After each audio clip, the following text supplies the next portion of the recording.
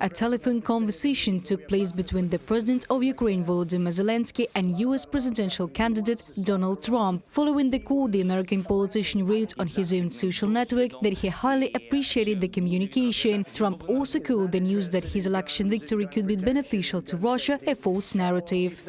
President Zelensky of Ukraine and I had a very good phone call earlier today. I, as your next President of the United States, will bring peace to the world and end the war that has cost so many lives and devastated countless innocent families. Donald Trump, US presidential candidate, on Truth Social.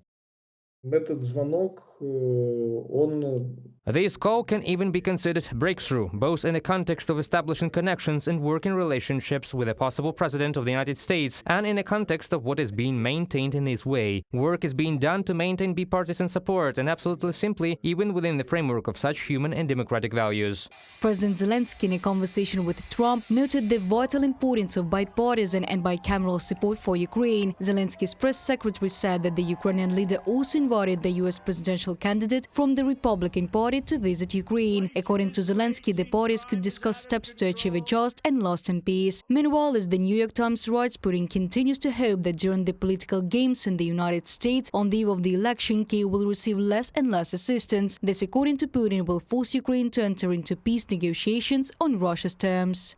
The stakes in that bet have never been as high as they are now, with Mr. Putin accepting enormous costs in lives and treasure to wage his third year of war in Ukraine. Putin expects that eventually the American-led West will stop arming Ukraine and push its leaders into an armistice on Russia's terms. But it appears too soon for Mr. Putin to celebrate. His calculations about American policies have repeatedly been proved wrong, from a publication by the New York Times.